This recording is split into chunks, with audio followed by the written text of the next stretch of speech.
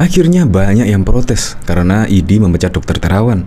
Nah, bahkan pemecatan Terawan mendapat kecaman dari Yasona Laloi. Bahkan Yasona menyebut izin praktek dokter harus diatur oleh negara. Nah, pertanyaannya, apakah ID akan bernasib seperti MUI dan kewenangannya akan diambil oleh pemerintah?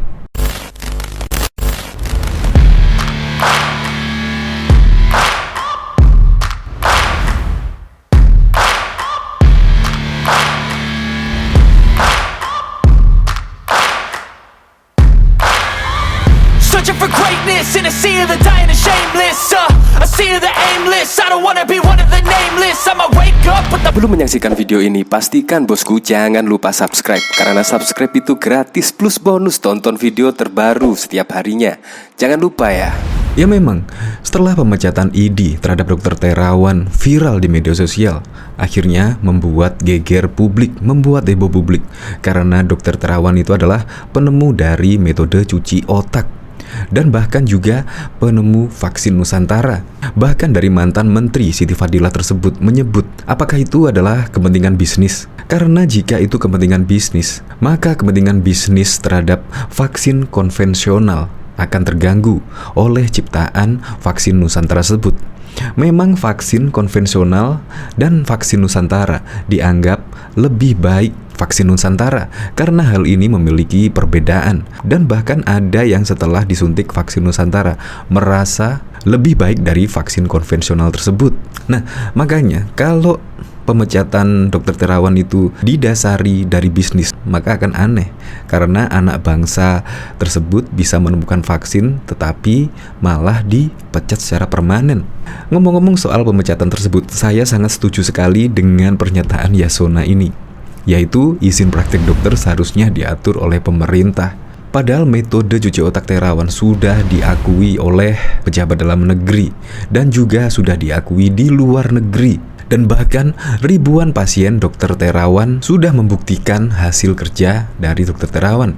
Nah, pertanyaannya, kalau Dr. Terawan dipecat secara permanen, pasien-pasien tersebut mau dikemanain? Tapi terus terang saya setuju dengan inilah, seharusnya izin praktek kedokteran diambil alih pemerintah. Ya, semoga saja benar lah pemerintahan berani melakukan hal tersebut. Untuk lebih lengkapnya simak berita berikut ini, Good News Indonesia. Nasib ID akhirnya seperti MUI, akan diambil alih pemerintah. Kontroversi pemecatan Dr. Terawan Agus Putranto oleh ID masih terus menggulir. Terbaru, pemerintah berencana mengambil alih izin praktek dokter menjadi ranah pemerintah.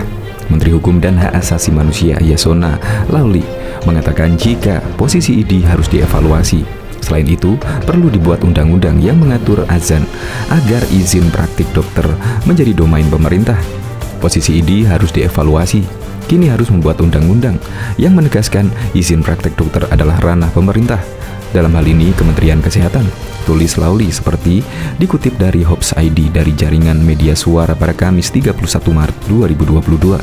Yasona mengungkapkan penyesalannya terkait keputusan ID yang mengakibatkan seorang dokter seperti Terawan tidak bisa melayani pasien.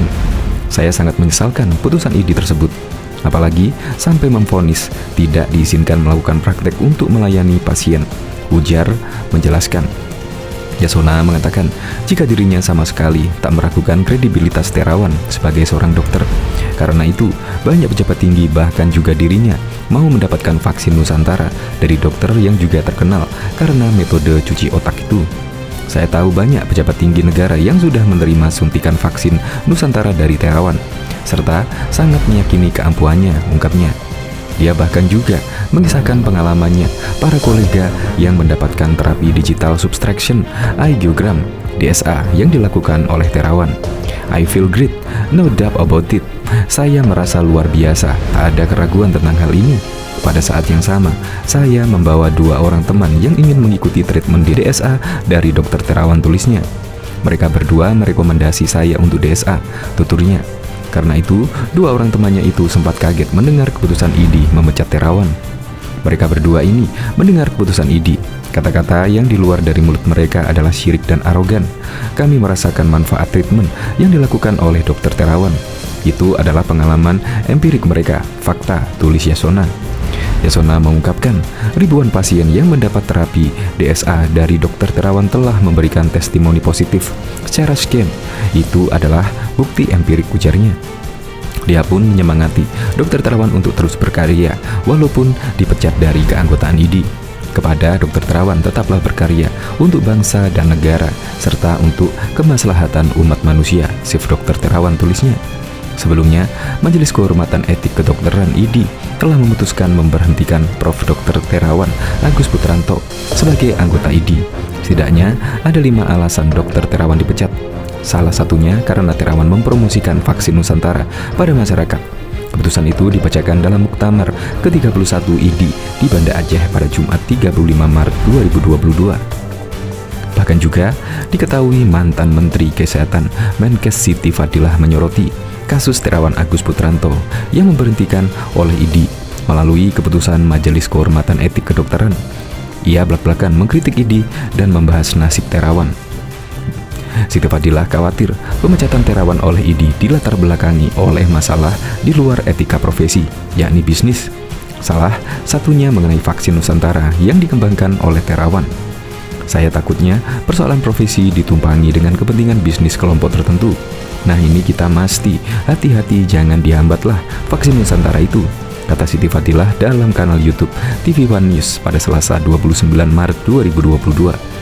Menurutnya, kepentingan bisnis yang bisa terganggu oleh vaksin Nusantara ciptaan Terawan adalah pedagang vaksin konvensional yang menilai jika vaksin Nusantara berbeda dengan vaksin lain dan bahkan dianggap lebih baik.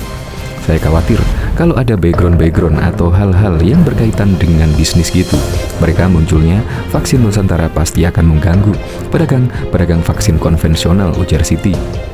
Itu sudah jelas, karena vaksin Nusantara sangat berbeda dengan vaksin konvensional, dan itu sangat banyak dimaui oleh orang-orang yang mengerti ilmunya, lanjutnya. Dalam kesempatan yang sama, Siti Fadilah juga mengkritik tajam ID. Ia heran, ID yang berfungsi sebagai pembina dokter justru memecat Terawan Agus Putranto. Padahal ID seharusnya menjadi memeluk dokter. Sebetulnya, ID itu kan pembina dokter, bukan pembinasa dokter. Memeluk kalau dokter yang salah diajarin, kalau dokternya ada kesulitan ditolongin. Seharusnya ID itu begitu, kritiknya. Lebih lanjut, ia menilai tidak masuk akal jika dokter yang selama ini membayar iuran setiap bulan harus dipecat ID. Apalagi pemecatan ini bisa sampai seumur hidup. Ia pun menanyakan nasib Terawan yang juga memiliki banyak pasien jika dipecat seumur hidup oleh ID. Kita bayar loh setiap bulan, tetapi bukan untuk memecat seumur hidup. Bagaimana memecat seumur hidup? Ini wong sekolahnya aja lama, pasiennya aja juga banyak. Apa nanti namanya dukun Terawan? Kan gak lucu, tendas dia. Diketahui pemerintah mulai terusik dengan keputusan Ikatan Dokter Indonesia atau IDI yang memberikan sanksi pemecatan terhadap Dr. Terawan sehingga berdampak kepada izin prakteknya. Menteri Hukum dan Hak Asasi Manusia Yasona Lawli mulai berkomentar sampai menyarankan agar Indonesia perlu membuat suatu undang-undang yang menegaskan izin praktek dokter merupakan ranah pemerintah, bukan ID lagi. Posisi ID harus dievaluasi. Kita harus membuat undang-undang yang menegaskan izin praktek dokter adalah ranah pemerintah, dalam hal ini Kementerian Kesehatan, tulis Lawli pada akun media sosial miliknya yang dipantau di Jakarta pada Rabu 30 Maret 2022.